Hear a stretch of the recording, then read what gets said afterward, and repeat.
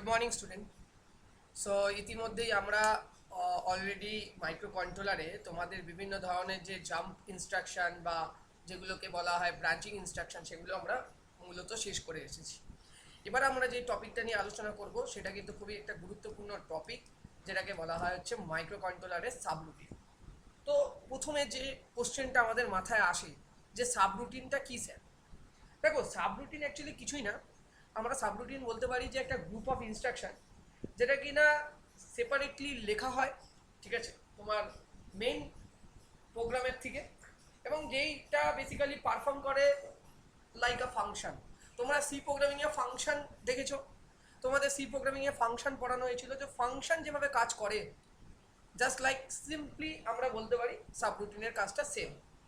So subroutine is basically key. Subroutine is basically a group of instruction written separately from the main program to perform a specific function that occurs repeatedly in the main program. মানে হচ্ছে sir basically subroutine হচ্ছে একটা sub program যেটা that can be used any number of times by the main programme.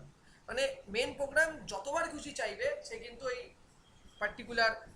Particular যে ফাংশনটাকে আমরা run করাতে চাইছি এবং যে ফাংশনটাকে রান করার জন্য আমরা সেপারেটলি কোড লিখছি মেন প্রোগ্রাম থেকে, সেই পার্টিকুলার ফাংশনটাকে মেন প্রোগ্রাম তার যতবার চাইবে বা কাজে লাগাতে চাইবে ততবার সে কিন্তু লাগাতে পারবে। এটাই হচ্ছে মেনলি সাবরুটিন। তাহলে সাবরুটিনের ব্যাপারে আমি যদি দু এক কথায় লিখি তাহলে লিখবো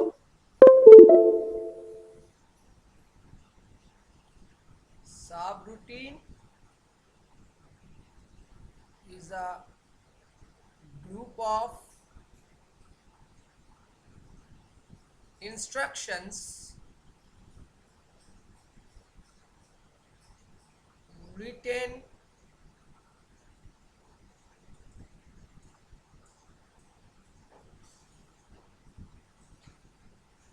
separately from the main program, okay, to perform a function or like task that occur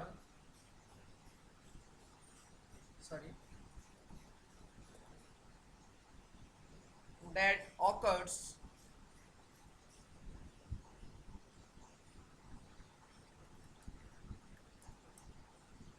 repeatedly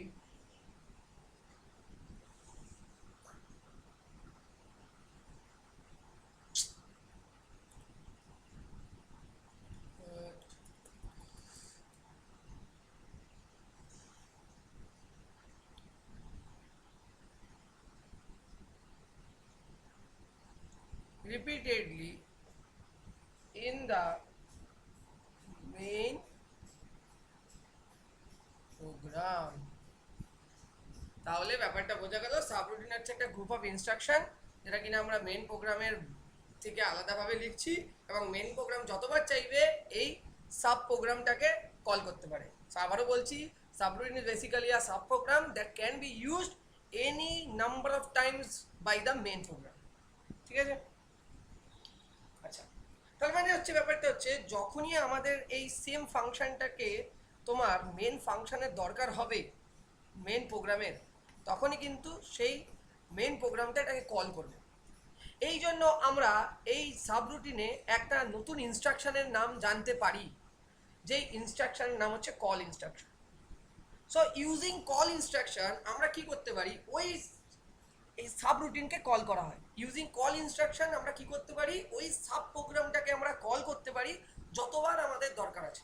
এবং সাব প্রোগ্রামের মধ্যে কি লেখা আছে, ওই প্রয়োজনীয় সমস্ত কোড যেটা কিনা একটা পার্টিকুলার টাস্ককে রিপিটেডলি করবে। বোঝা গেল? সো আমরা এইভাবে বলতে পারি, when the same function is required more than once in a program then it is frequently written as subroutine। তাহলে যতবার আমাদের মেন প্রোগ্রামে পার্টিকুলার কোনো একটা ফাংশনকে দরকার পড়ছে একের অধিক সংখ্যক বার, ততবার আমরা কি করব, ফ্রিকোয়েন্টলি কিন্তু আমরা সাবরুটিনের মধ্যে ওই সমস্ত কোডগুলোকে লিখতে থাকবো। এবং মেন প্রোগ্রামে যতবার দরকার হবে ওই কোডগুলোকে রান করানোর, এক্সিকিউট করানোর, মেন প্রোগ্রাম ততবার এই কল ইনস্ট্রাকশন দিয়ে সাবরুটিনগুলোকে কল করবে এবং সাবরুটিনের মধ্যে যে সকল ইনস্ট্রাকশনগুলো রইবে প্রত্যেকটা ইনস্ট্রাকশনকে কিন্তু প্রোগ্রাম কাউন্টার এক্সিকিউট করবে। তো এভাবে বলা যেতে পারে যে subroutine allow a program to break down a complex task into a smaller parts. কেন স্যার, কেন আমরা একটা কমপ্লেক্স টাস্ককে আমরা এরকম ছোট ছোট ছোট ভাঙবো?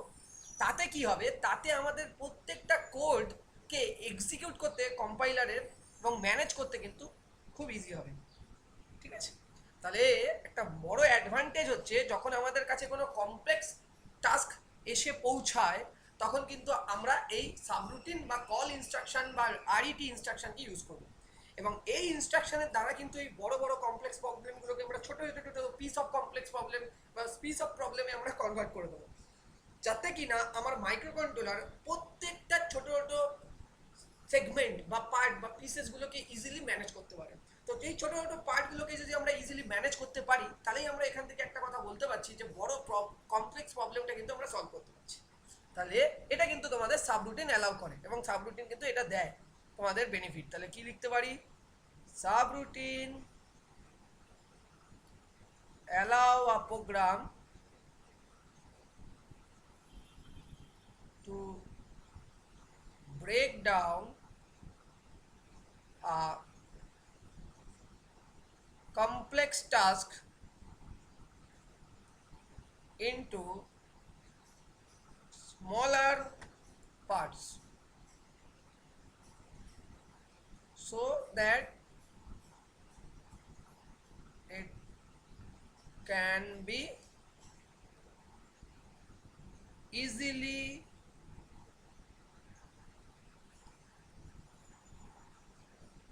Manageable smaller species. তাহলে আমরা কি করতে পারি, আমরা সাবরুটিন অ্যালাউ করে যে কোনো প্রোগ্রামকে একটা কমপ্লেক্স টাস্কে ছোট ছোট পার্টে ভেঙে দেওয়ার, যাতে কিনা ইজিলি আমরা ম্যানেজ করতে পারি স্পিসেসগুলোকে। তাহলে এখান থেকে আরেকভাবে বলতে পারি যে সাবরুটিন একটা ব্লক অফ কোড যেটাকে কিনা কল করা হচ্ছে এনিওয়্যার ইন দ্য প্রোগ্রাম, যখনই প্রোগ্রামের দরকার হবে। এবং এই যে দেখো, যখনই এই কোডটার মধ্যে এখানে যা যা ইনস্ট্রাকশন আছে যখনই এক্সিকিউট হয়ে গেল, আবার যখন আমাদের মেন প্রোগ্রামে ফিরতে হয় তার জন্য আমরা আরেকটা ইনস্ট্রাকশন এই সাবরুটিনে পড়তে গিয়ে জানতে পারি, যেটাকে বলে আরইটি, রিটার্ন ইনস্ট্রাকশন। কি করা হয় দেখো, মেন প্রোগ্রাম তোমার ওই পার্টিকুলার ফাংশনটাকে কল করলো এবং ওই ফাংশনটার মধ্যে যাবতীয় যা যা তুমি কোড লিখে রেখেছো সেগুলোকে তোমার কম্পাইলার এক্সিকিউট করবে। আফটার এক্সিকিউশন কি হবে, আবার কিন্তু মেন প্রোগ্রামের কাছে ফিরে যেতে হবে এবং এই মেন প্রোগ্রামের কাছে ফিরে যাওয়ার জন্য তোমার ইউজ করা হবে আরইটি ইনস্ট্রাকশন।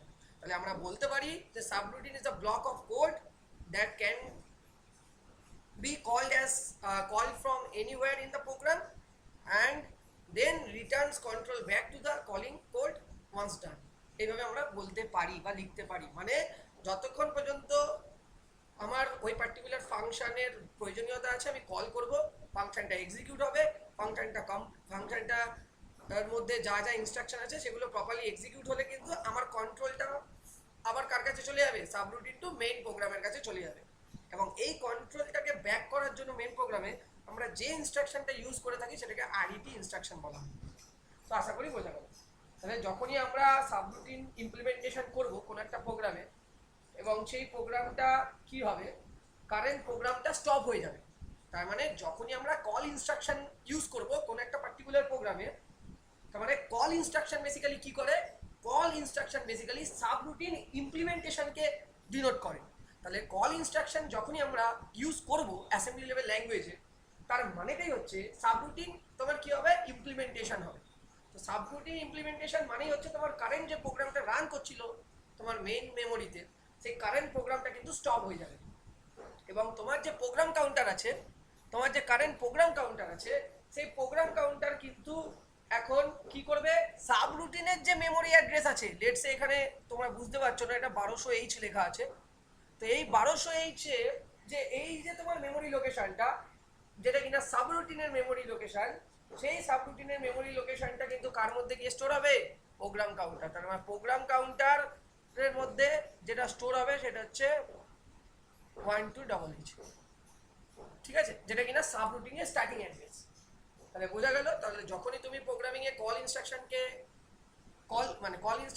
কল করছো বা এক্সিকিউট করাচ্ছ, তখন সাবরুটিন ইমপ্লিমেন্ট হচ্ছে। তার মানে তোমার যে মেন প্রোগ্রামটা থাকছে সেই মেন প্রোগ্রামটা কিন্তু স্টপ হয়ে যাচ্ছে সাডেনলি। এবং কি হচ্ছে, প্রোগ্রাম কাউন্টারের মধ্যে তোমার সাবরুটিনের যে স্টার্টিং অ্যাড্রেস আছে সেই কন্টেন্টটা এসে স্টোর হচ্ছে। বা আমরা বলতে পারি the program counter PC is loaded in the memory location of the subroutine. এবং সেই সাবরুটিনের পোর্শনটা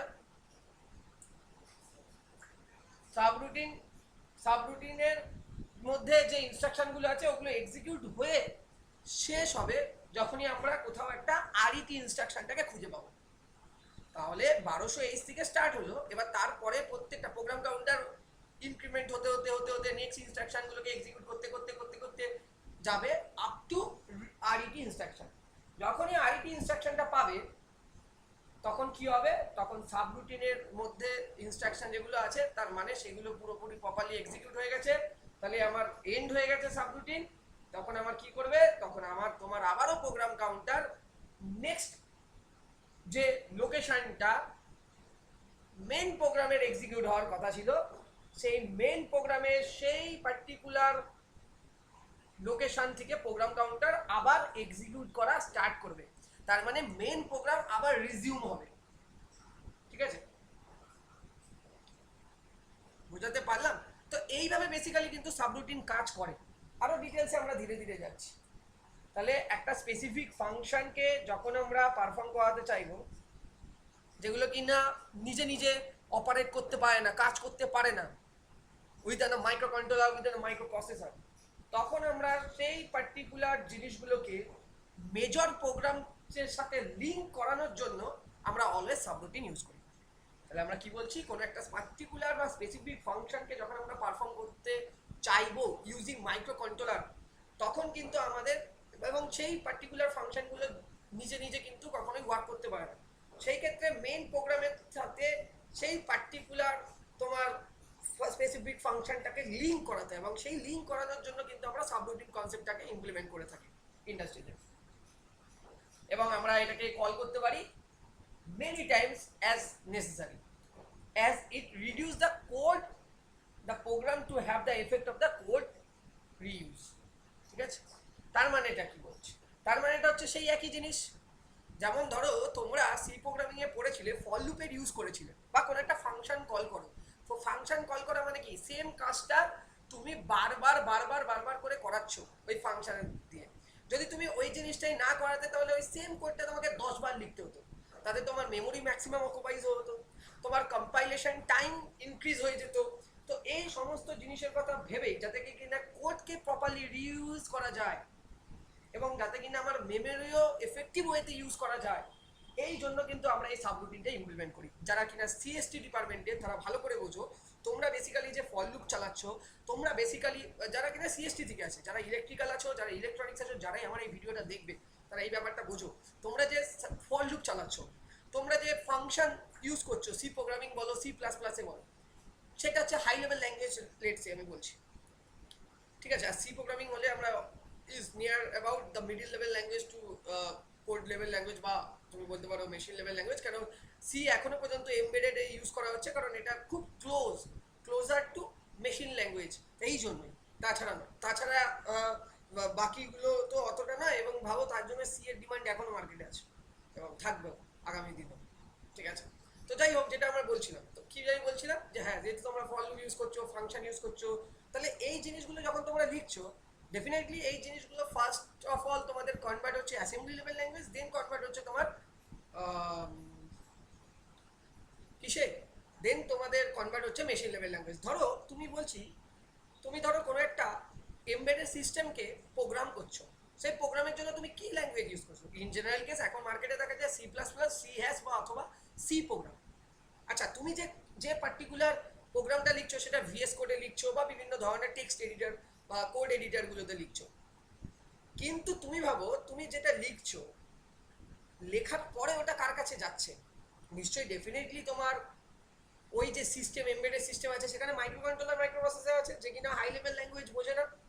তাহলে সে কি করে বুঝছে? তার কাছে ওর করসপন্ডিং ডেফিনেটলি এরকম মেকানিজম রয়েছে, যে মেকানিজমগুলো এখানে দেখতে পাচ্ছ।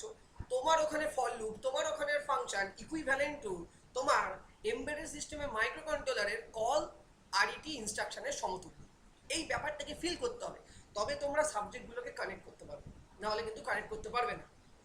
তাহলে আমি কি বলছি, তোমরা যেগুলো হাই লেভেল ল্যাঙ্গুয়েজে ফর লুপ চালাচ্ছ, বা তোমরা আমি লেটসে বলছি ফাংশন কল করছো, সেই ফাংশন কলিংটা বেসিক্যালি অ্যাসেম্বলি লেভেল ল্যাঙ্গুয়েজে কিন্তু তোমার সাবরুটিনের কাজ। তাহলে তুমি যেটা অ্যাকচুয়ালি করছো সেটা ব্যাক এন্ডে তোমার একেবারে হার্ডওয়্যার লেভেলে সেটা সাবরুটিনটাই পারফর্ম করছে, এবং আফটার অল সেটা তোমার হেক্স কোড বা বাইট কোড যাই বলো না কেন, সেই কোডে কনভার্ট হয়ে মেশিন লেভেল ল্যাঙ্গুয়েজে কনভার্ট হয়ে এক্সিকিউট হচ্ছে। তো এই জন্য এইগুলো কিন্তু জানা এবং এগুলোকে ফিল করা খুব ইম্পর্টেন্ট। তাই জন্য আমি বলছি যে এইটা কি হয়, তো ওইখানেও আমরা ফাংশনের কথা যেটা বলেছিলাম সেম কেসটা কিন্তু আমরা সাবরুটিনেও বলছি।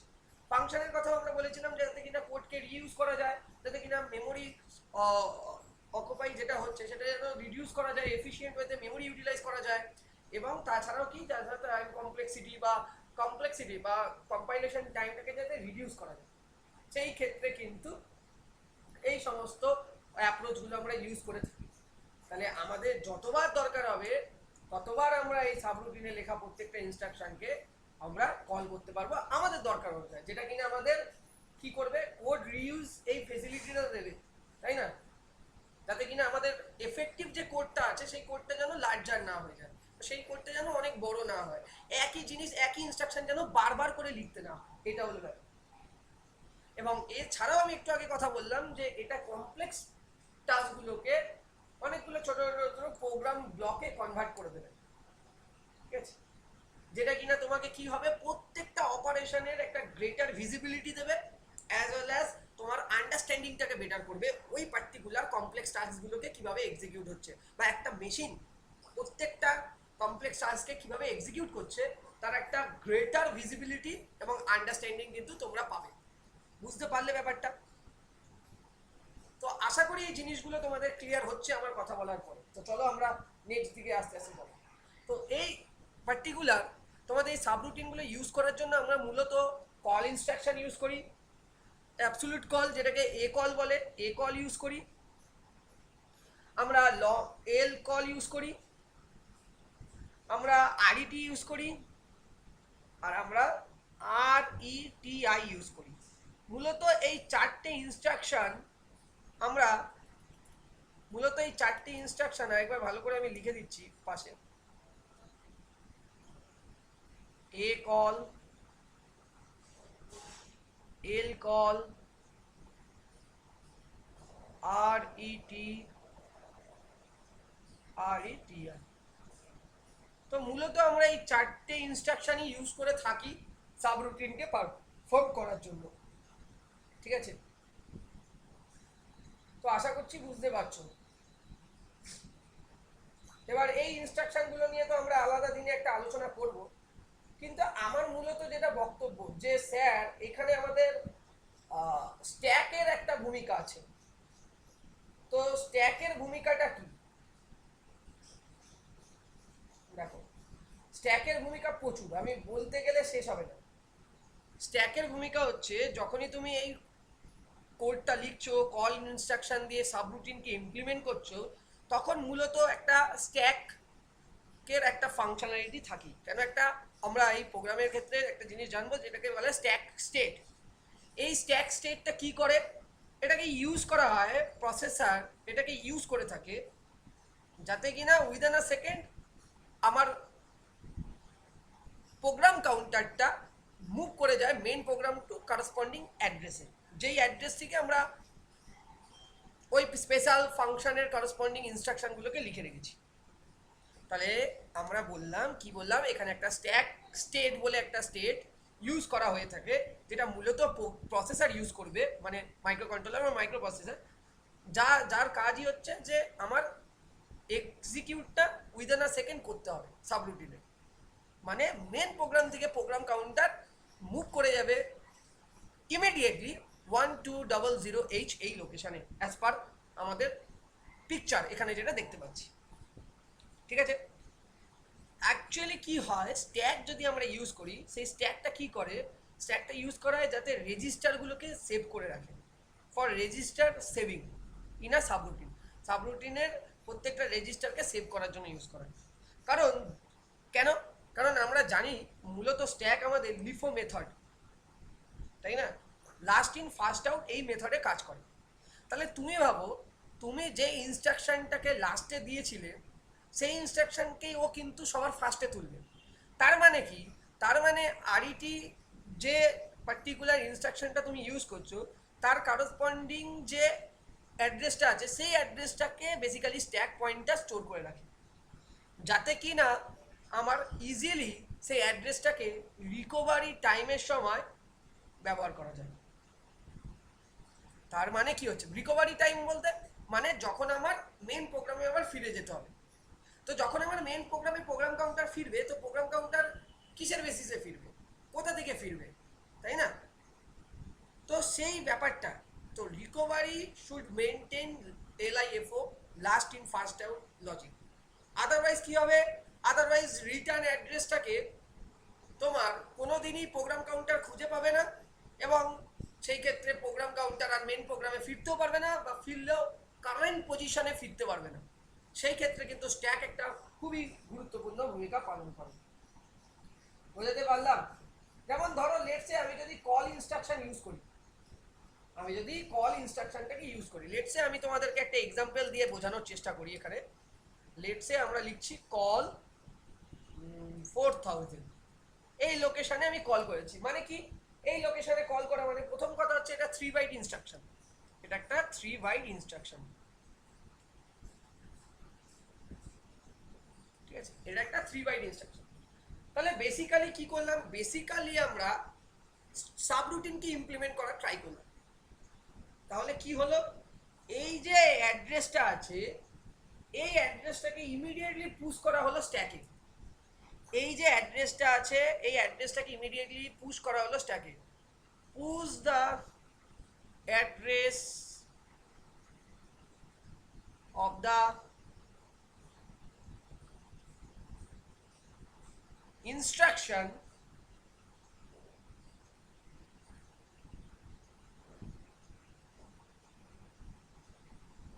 immediately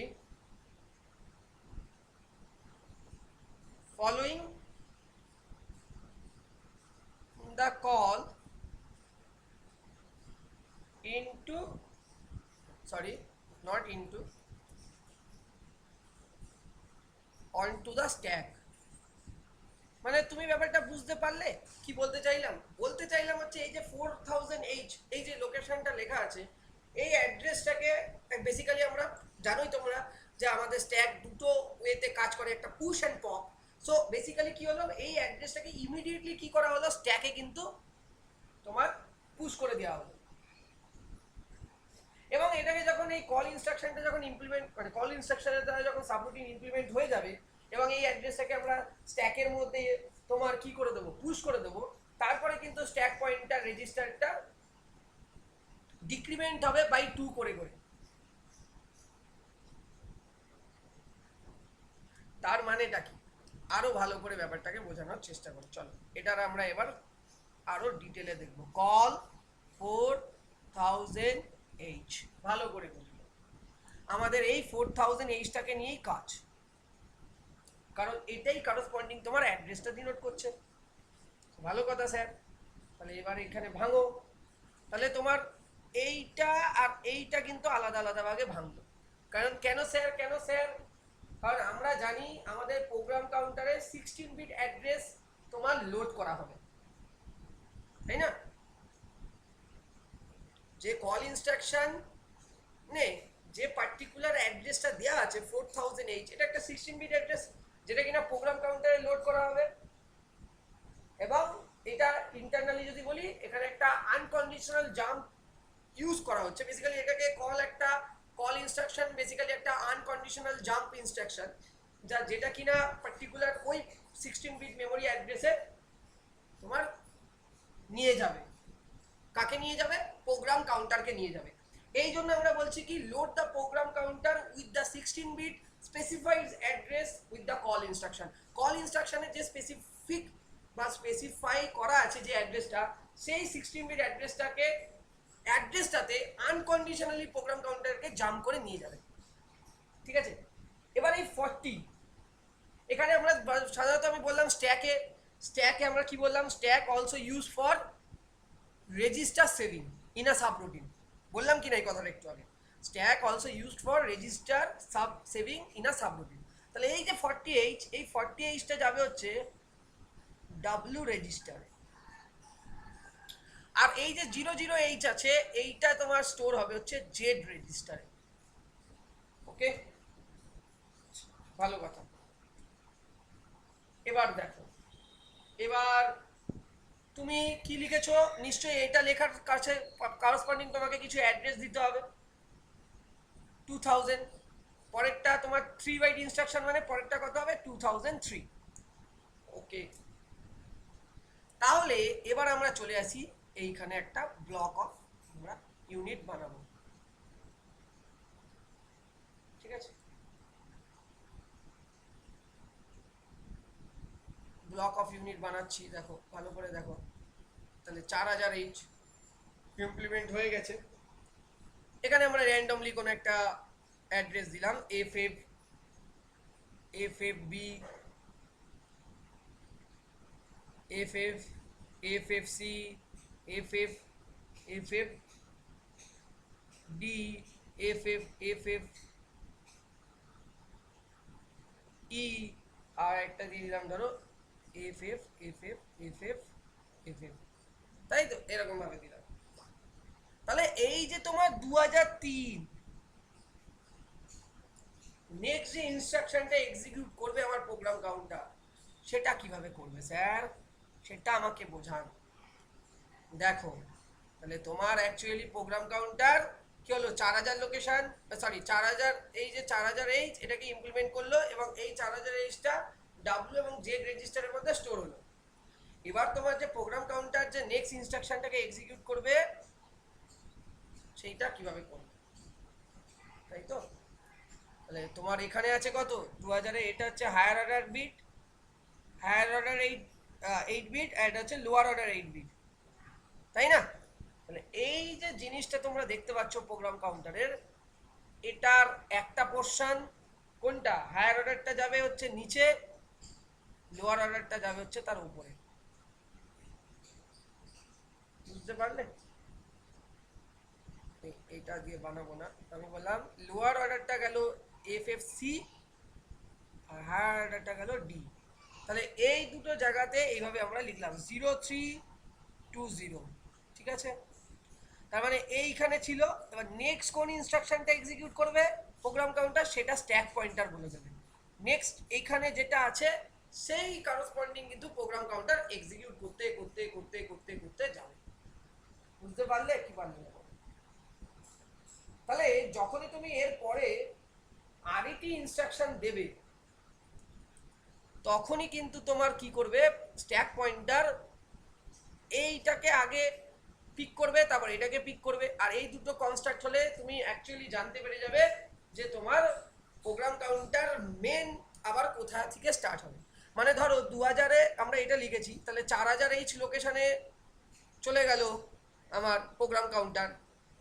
4000 লোকেশন থেকে গিয়ে এবার প্রোগ্রাম লিখছে, লিখে লিখে লিখে লিখে হয়তো এটা ধরো 4008-তে গিয়ে শেষ হয়েছে এই প্রোগ্রামটা। তো প্রোগ্রাম কাউন্টারকে তো আবার ফিরতে হবে মেন প্রোগ্রাম। তাহলে মেন প্রোগ্রামে নেক্সট কোন লাইনটা এক্সিকিউট করবে প্রোগ্রাম কাউন্টার নেক্সট কোন লাইনটাকে এক্সিকিউট করবে, নিশ্চয়ই 2003H, এই পার্টিকুলার লাইন। এই লাইনটাকে এক্সিকিউট করবে কি করে সেটাই কিন্তু বোঝালাম। সেটা কি হলো, স্ট্যাক পয়েন্টার এভাবে কাজ করলো। স্ট্যাক পয়েন্টার কি করলো, স্ট্যাক পয়েন্টার যখনই আরেকটি ইনস্ট্রাকশন পেলো, ধরো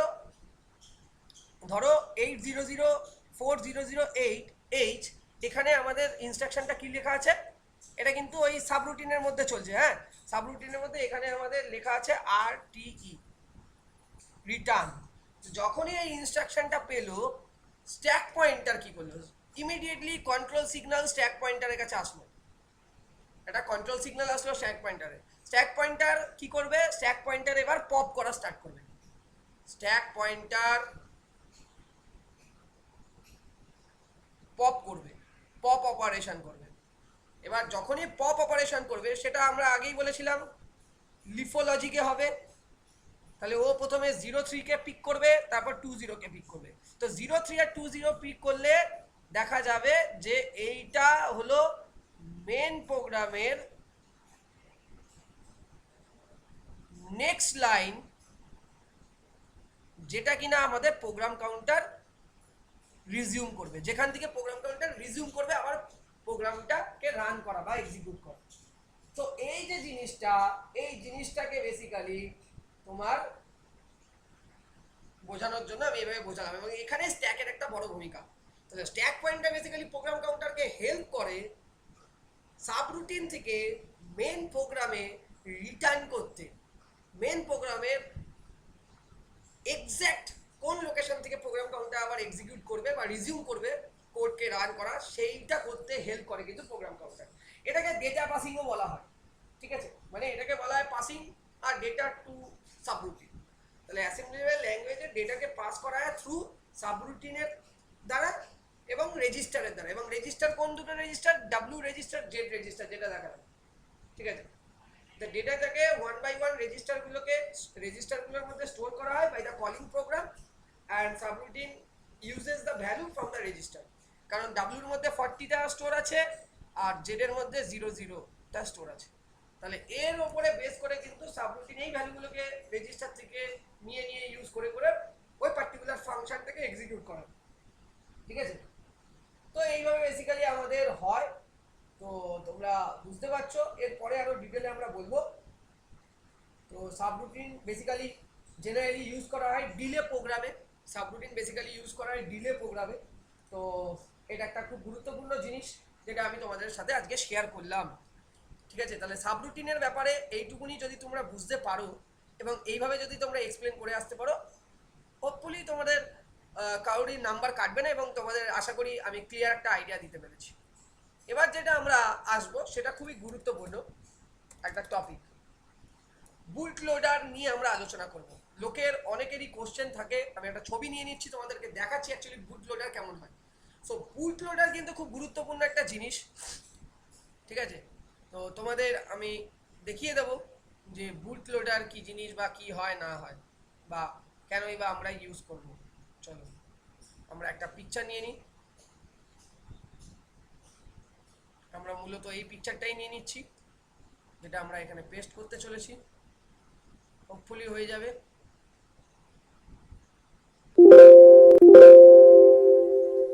হলো না, তো আমরা এইভাবে নিচ্ছি, এই পিকচারটা আশা করি হয়ে যাবে এবং এটা দিয়ে আমরা তোমাকে বুঝিয়ে দেবো। এখানে মাইক্রো কন্ট্রোলারের বোর্ড আছে তাই না, ইয়েস কারেক্ট। চলো তোমরা এখানে যেটা দেখতে পাচ্ছ সেটাকে বুট লোডার বলা হচ্ছে, খুবই গুরুত্বপূর্ণ একটা জিনিস যেটা নিয়ে আমি আজকে আলোচনা করতে চলেছি। বুট লোডার নিয়ে অনেকের মনে অনেক কোশ্চেন থাকে এবং যারা প্রজেক্ট করে তাদের মধ্যেও ডাউট থাকে যে বুট লোডার জিনিসটা কি। তো আমি যদি বলি বুট লোডার বেসিক্যালি কিছুই না, বুট লোডার বেসিক্যালি বলতে গেলে 8051 নিয়ে আমরা বার্ন করাই, যে প্রোগ্রাম মানে একটা 8051কে যখন আমরা নেব তখন সেটাকে বার্ন করাতে হবে। তো সেই বার্নিং প্রসেসে আমরা একটা হার্ডওয়্যার ডিভাইস ইউজ করি, যে হার্ডওয়্যার ডিভাইসের সাথে অ্যাসোসিয়েটেড থাকে হচ্ছে একটা সফটওয়্যার, যেটা কিনা বেসিক্যালি ইউজ করা হয় যাতে কিনা মাইক্রো কন্ট্রোলার যে যে ল্যাঙ্গুয়েজ যে যে কোডটা আছে, ঠিক আছে, মানে মাইক্রো কন্ট্রোলার কোড ল্যাঙ্গুয়েজটাকে আমরা রম এর লোকেশনে প্রোগ্রাম কাউন্টার থেকে যাতে ট্রান্সফার করতে পারি। সো বুট লোডার বেসিক্যালি কি, বুট লোডার বেসিক্যালি আমরা ইউজ করি মাইক্রো কন্ট্রোলার 8051 এবং এটা বার্ন করা হয় এবং এই বার্নিং প্রসেসটাই আমরা বুট লোডের থ্রু দিয়ে করি। এবং এই বার্নিংয়ে আমাদের একটা হার্ডওয়্যার ডিভাইস থাকে যেটা associated with some software which is used to transfer the microcontroller language code to the microcontroller ROM from program counter।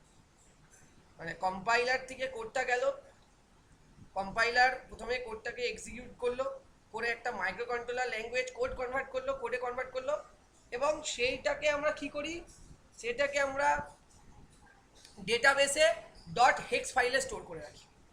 ব্যাপারটা বোঝাতে পারলাম? তাহলে বুট লোডার কি? বুট loader program is the bootloader section of the Arduino with the hex code received from the Arduino IDE directly into application flash section। এবার এই জিনিসটা, কথাটা শুনে হয়তো তোমাদের অত ভালো ক্লিয়ার হলো না, আমি এই জিনিসটাই হচ্ছে বার্নিং প্রসেস। তো তুমি কি করছো, তুমি ইউএসবি কেবল দিয়ে তুমি বেসিক্যালি কোডটাকে কিন্তু পাঠাচ্ছ তোমার আর্ডিনো বোর্ডে। তুমি ইউএসবি কেবল দিয়ে তুমি কোডটাকে পাঠাচ্ছ আর্ডিনো বোর্ডে, কিন্তু এই কোডটাকে এক্সিকিউট করানোর জন্য আর্ডিনো বোর্ডের মধ্যে মাইক্রো কন্ট্রোলার আছে, যে মাইক্রো কন্ট্রোলার কিন্তু ডেফিনেটলি তোমার আর্ডিনো আইডিতে যে ভাষায় তুমি কোড লিখছো, ডেফিনেটলি তুমি সিতেই লিখছো, সিতেই ফর্ম হয়, সেই কোডটা কিন্তু অবশ্যই বুঝবে না। সেই কোডটা তোমার যে ডিভাইস, মানে তোমার ল্যাপটপ বা ডেস্কটপ, সে কি করছে, সেই পার্টিকুলার ল্যাঙ্গুয়েজটাকে তোমার বা তোমার যে আর্ডিনো আইডি আছে, সেই আর্ডিনো আইডির কম্পাইলার তোমার সেই কোডটাকে মাইক্রো কন্ট্রোলার ল্যাঙ্গুয়েজ কোডে কিন্তু ট্রান্সফার করে দিচ্ছে। That is called the hex file. Dot hex ফাইলে কিন্তু কনভার্ট করে দিচ্ছে। তোমরা নিশ্চয়ই দেখেছো কেইলে, যারা কিনা আমার কাছে পড়েছো বা যারা দেখোনি তারা দেখবে, কেইল সফটওয়্যারটা আছে, ওই কেইল সফটওয়্যারটাতে যখন আমরা কোড লিখি এবং আফটার এক্সিকিউশন আমরা কি করি, মানে কোডটা রান হয়ে যাওয়ার পরে কোডটাকে আমরা হেক্স ফাইলে কনভার্ট করি। আমি তোমাদেরকে যদি পিকচার দেখাতে পারি তাহলে আরো ভালো করে বুঝবে।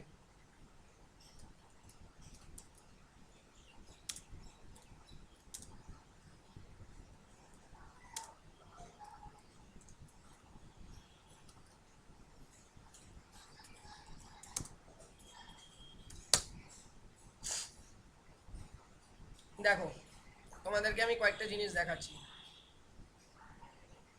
দেখো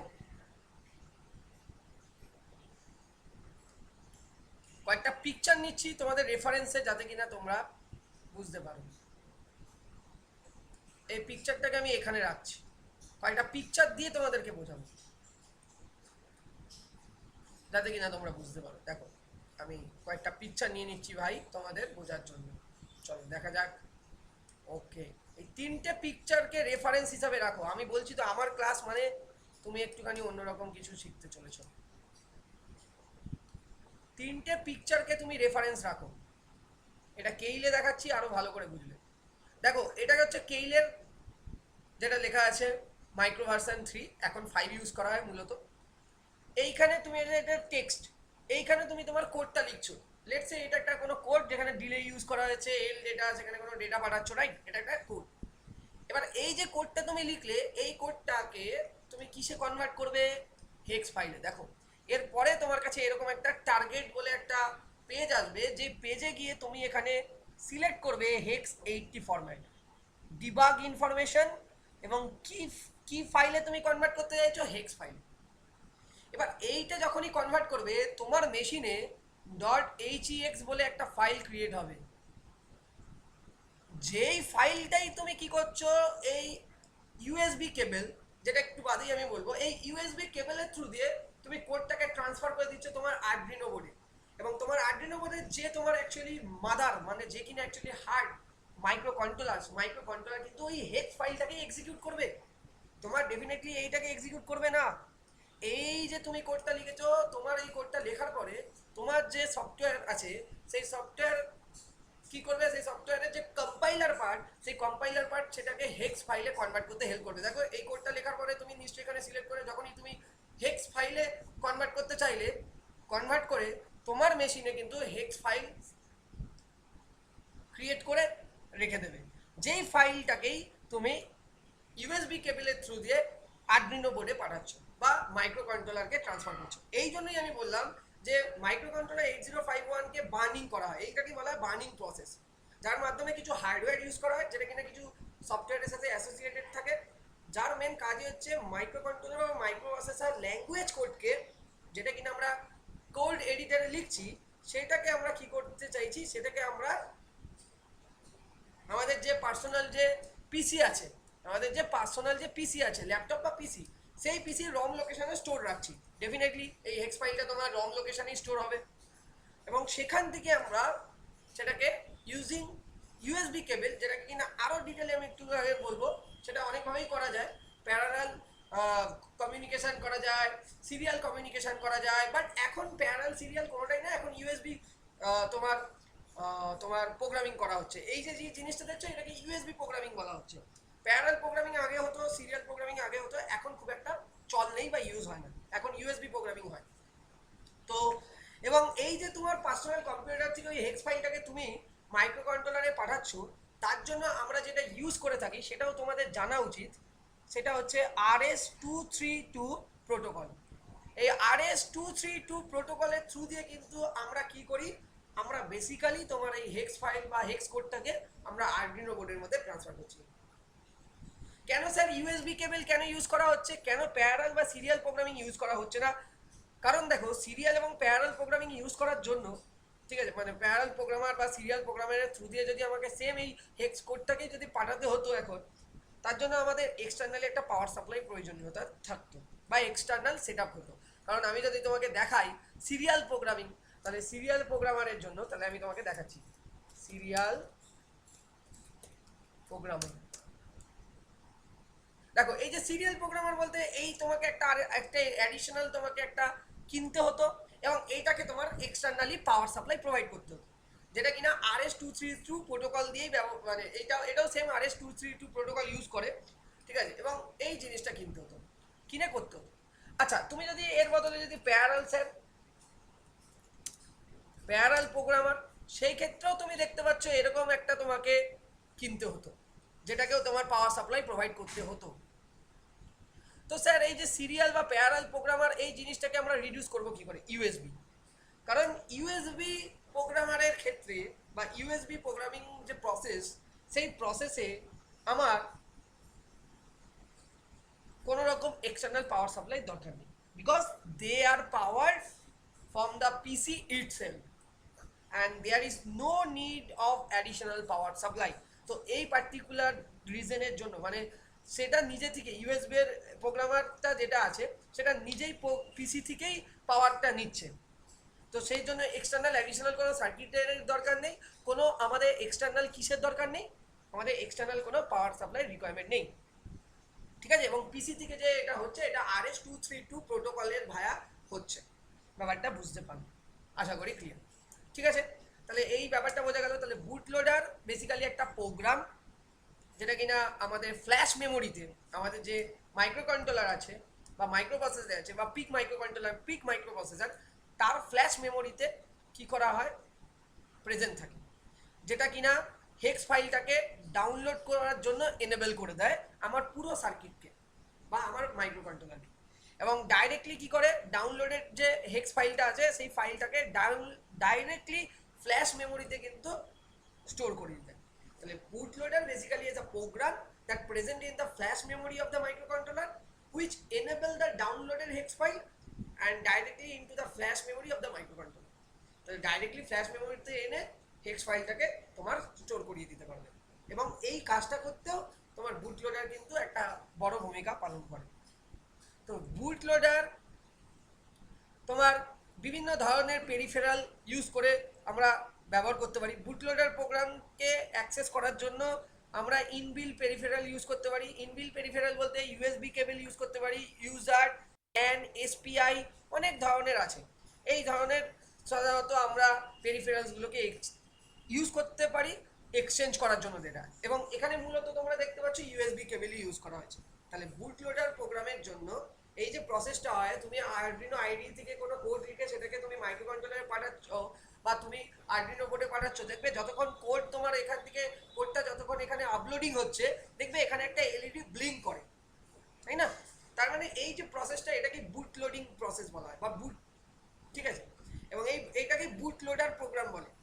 এবং এই বুট লোডার প্রোগ্রামটাকে ইউজ করার জন্য আমরা different types of inbuilt peripheral use করি। আমি এক্ষুনি বললাম ইউএসবি ইউজ করা হয়, যেটা কিনা মোস্ট কমনলি আমরা ইউজ করি ইউএসবি। এছাড়া আমার যে পেরিফেরালগুলো ইউজ করা, লাইক ইউজার,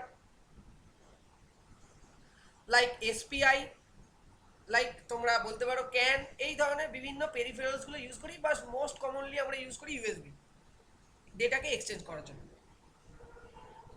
এবার তোমরা আরেকটা জিনিসও জিজ্ঞাসা করবে যে যদি আমি ডাইরেক্টলি মাইক্রো কন্ট্রোলারকে নিয়ে আসতাম, সেই ক্ষেত্রে এই বুট লোডার ইনস্টলেশন মিনিংসটা কি? এটা মানেই হচ্ছে মেমোরির কিছুটা পোর্শন আমাদের অকুপাই করে নেওয়া। ঠিক আছে, যদি তোমরা বুট লোডার না ইউজ করো তাহলে কি হবে, এবং বুট লোডার ইউজ করলে কি হবে সেটা নিয়ে আমি একটা পিকচার এক্ষুনি দেখাচ্ছি। তাহলে installing a boot loader basically কি, basically means the some part of the memory is occupied by the boot loader. Boot loader তোমার অ্যাকচুয়াল মেমোরি কিছুটা পোর্শন অকুপাই করে বসে থাকবে।